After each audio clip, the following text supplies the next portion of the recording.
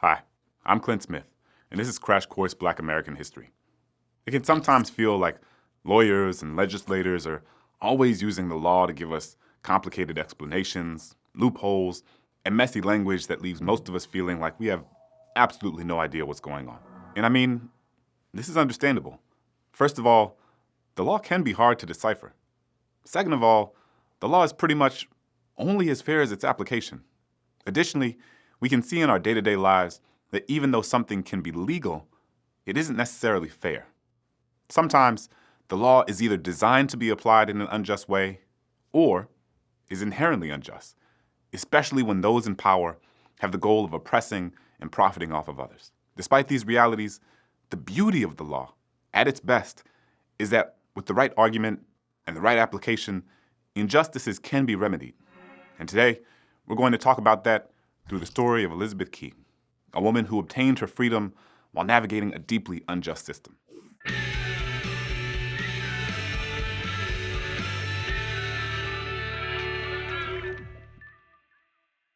I want to note up top that this episode will address some challenging topics, like sexual violence and images of extreme violence. Elizabeth Key was a biracial woman who was born in Warwick County, Virginia in 1630. She was one of a few enslaved people able to gain her freedom through the colonial legal system. Elizabeth Key's mother was black, but Tanya Lavelle Banks, a legal scholar and professor, states that at the time, there was probably no meaningful difference between being labeled a Negro and being labeled a slave. According to society and the courts, those labels were effectively the same, because at that time and place, almost all people of African descent were assumed to be enslaved. Elizabeth's father was a white Englishman named Thomas Key, who arrived in the colony of Virginia in 1616. There is some evidence that Thomas did have some emotional attachment to his daughter. In fact, he attempted to make sure Elizabeth was relatively well provided for, but this didn't come to pass. You see, Elizabeth's parents were unmarried. Not only that, but Thomas Key was legally married to another woman while he was involved with Martha. Due to her complicated status as a black child born out of wedlock and a child born of an enslaved woman, Elizabeth was expected to work as an indentured servant until she was a teenager. Her father made an agreement with a wealthy settler named Humphrey Higginson, who then transferred possession of her to a farmer named John Mottram. She was supposed to be under Higginson's care for 9 years, and that stipulation also transferred to Mottram. Her father, however, died soon after making the initial agreement, and Higginson left for England and just never returned.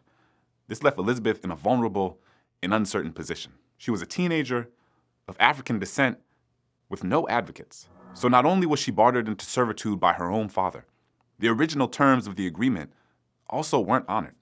Elizabeth ended up working for John Mottram for 10 additional years, well past the time that had been laid out in the original agreement. In spite of this situation, though, Elizabeth built as much of a life for herself as possible. She started a relationship with a white indentured servant named William Grinstead, and together they had a child named John.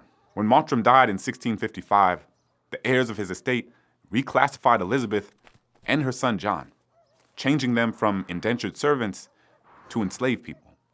This was an attempt by the estate to take advantage of the small family and acquire more property by declaring them human chattel. But Elizabeth, she wasn't going to just stand for this. With William Grinstead, her partner turned lawyer, she took this injustice to the court by arguing that Elizabeth was of African ancestry, a woman, and was also considered illegitimate because her parents were unmarried. The Mottram estate argued that Elizabeth was a servant for life and basically already enslaved. But Elizabeth pushed back against this argument. She made 3 points. The first 2 arguments focused on her status within slaveholding Virginia, while the last argument focused on the terms of the agreement between her father, Higginson, and the later transfer to John Mottram. Let's go to the thought bubble.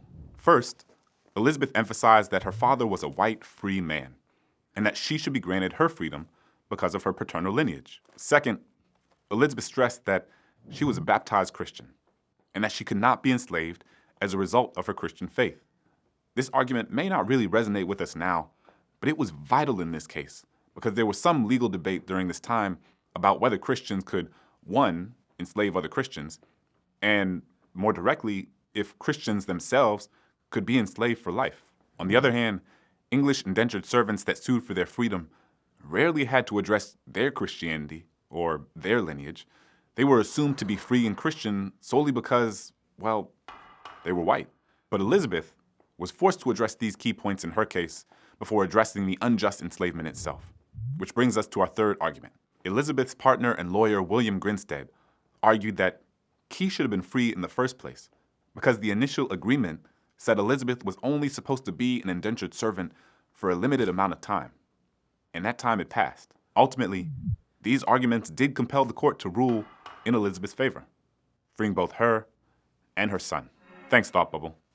So, this story of lawyers, legislators, and the law actually had a happy ending. Elizabeth and her son were freed. She legally married William Grinstead, and they all lived happily ever after. Right? I mean, the other side of this is that Elizabeth lost years of her life because she was subject to a woefully unjust system that was designed to protect the practice of holding human beings as property. And it's clear that a white indentured servant, under similar circumstances, would just not be required to jump through any of those legal hoops. Furthermore, many individuals who were subject to similar injustices during this time actually did not receive their freedom, whether they made it to court or not. The reality is that, put simply, Elizabeth was lucky. And if only lucky people win in the legal system, then how just is the system in the first place?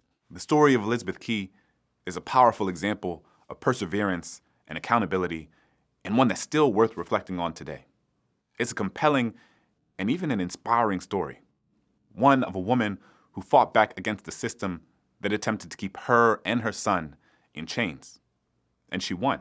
But as inspiring as her story is, it also serves as a reminder that Elizabeth's story is the exception to the rule.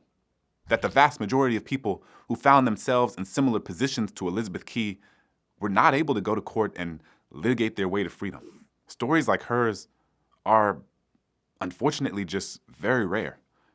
And it's because they are so rare that they remind us of the larger systemic issues that so many Black people faced. People whose names we'll never know. Thanks for watching.